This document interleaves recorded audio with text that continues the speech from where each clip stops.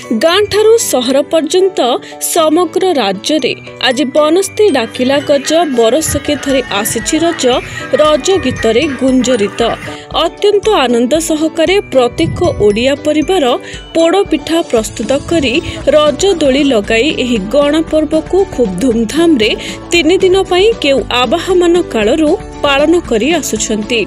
ए राज्य एक कृषि प्रधान प्रदेश। कृषि को वृत्ति भाव में ग्रहण करी अधिकांश आदिवासी माने निजर जीवन बिताई आसुछंती। महाप्रभु श्री जगन्नाथ ए जातिर केवल परम आराध्य देवता नुहंती, दैनंदिन जीवन यापन प्रणालीर प्रेरणाकर्ता और प्रत्येक ओडिया परिवारर मुरबी। आमर संस्कृति बहु प्राचीन और आमर परंपरा नियारा एवं आनंददायक। आमर जाति सरल और संस्कारित। एहार चालीचलन अन्य मानक ठारू पृथक एवं दृष्टि आकर्षणकारी। किंतु धीरे धीरे पाश्चात्य संस्कृतिर प्रभाव रे ओडिया माटीर परंपरार बास्ना टिके कमे जिबा परी देखिबा को मिलुछि।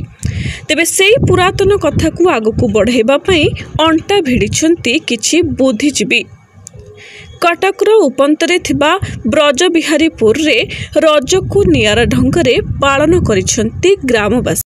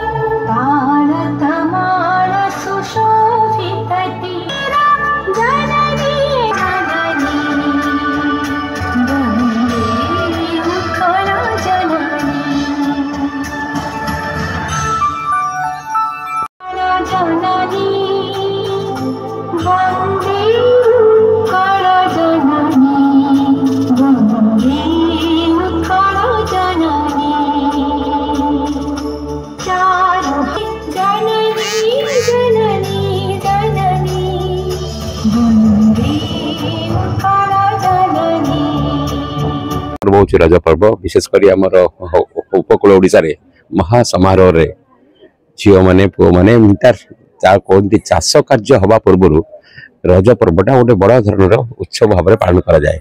सबु वर्गर लोक ए सामिल था। झील मैंने विशेष भाव में सामिल था।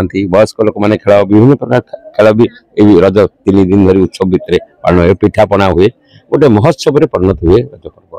प्रकृति गौरीमा सांस्कृतिक कला परिषद सभापति संपादक जो भाव में प्रयास नहीं आज ब्रजबिहारीपुर में प्रति वर्ष आसे। यहाँ बहुत प्रशंसनीय कार्यक्रम से कार्यक्रम जरिया आम कला संस्कृति को आगे नवा संगे संगे पिला मान भर गोटे एंटरटेनमेंट गोटे प्रेरणा इंस्पिरेशन तैयारी हुए। यहाँ बहुत बहुत प्रशंसनीय पदक्षेप। आम से संपृक्त निज गौरवान्वित मन कर कार्यक्रम आम कला संस्कृति को आगे नबार बहुत साहाय्यकारी हम। एक्चुअली मुझे बहुत धन्य मन कर मत बढ़िया मंच सुजोग देते। तो प्रथम कथा है जिते कि आम मान राज्य ओडिशा राज्य संस्कृति राज्य कलार राज्य।